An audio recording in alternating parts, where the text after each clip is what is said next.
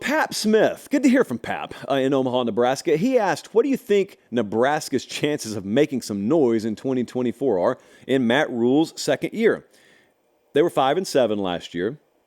They had 5 losses by 1 possession. They had 4 field goal losses and a loss by a touchdown, which is the Nebraska story at this point. They only lose 1 possession games. Excellent defense last year. One of the most underrated defensive staffs in America is right there at Nebraska. They've got 2 top 25 recruiting classes as of late. Just brought in Dylan Rhule, decommitted from Georgia, so got the quarterback of the future. So in that snapshot, I feel really good. Also, Matt Rhule, year 2 Matt. He turns things around pretty quickly. Temple, year 1, 2-10. Year 2, 6-6. Year 3, 10-4. And had another 10-win season after that. Goes to Baylor, 1-11 his first year. 7-6 his next year, 11-3 his third year. So you started 5-7 at Nebraska.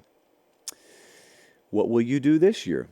We've seen TCU and Washington play for national championships the last 2 years. So I will never sit here and tell you something can't happen. Because had I told you in 2021 that TCU was about to play for a title in the next 2 years, had I told you in 2022 Washington's going to play for a national title within 2 years, you, of course, would have called me crazy, and the comment section would have been loaded up with hateful remarks, which would either be not owned up to or deleted.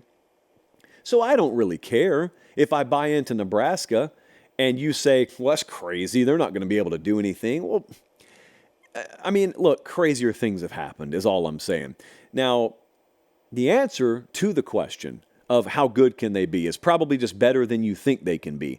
But I know that when the Big Ten is getting reshuffled like it is, there may be some out there who say their time is past, their window is past. It used to be you could just hang out in the Big Ten West, be the best of a bunch of mediocre teams, and go to Indy.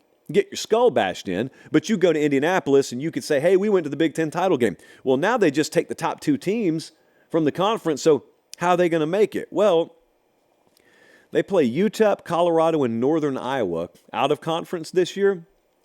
They don't play Penn State, they don't play Michigan, and they don't play Oregon. So Nebraska avoids 3 of what I would call the top 4 teams or top 4 programs in the Big Ten this year. And we've already documented year 2 under Matt Rhule is death, taxes, and that's the third thing that's a constant. Your team improving if Matt Rhule is your head coach in year 3. Take a look at that schedule. UTEP, Colorado, Northern Iowa, Illinois, at Purdue, Rutgers, at Indiana. They will probably be favored in every one of those games, I would guess. And if not, a very short underdog. And then they've got a game at Ohio State. And they go to USC. That ought to be fun later in the year. So it's there. It's there. Remember, kids, this is the expanded playoff era. They don't have to win the Big Ten to make some noise there. The Big Ten odds to win the national title. So basically, if you're watching on YouTube, these are Big Ten teams, but the odds you see are from FanDuel, not from me. And those odds are to win the national title. And you see 1, 2, 3, 4, 5, 6. Nebraska's the 7th team in the odds market. You get really good odds if you think Nebraska's going to make a surprise title run. I think they'll be very good, probably surprisingly good this year for people who don't know Matt Rhule's track record.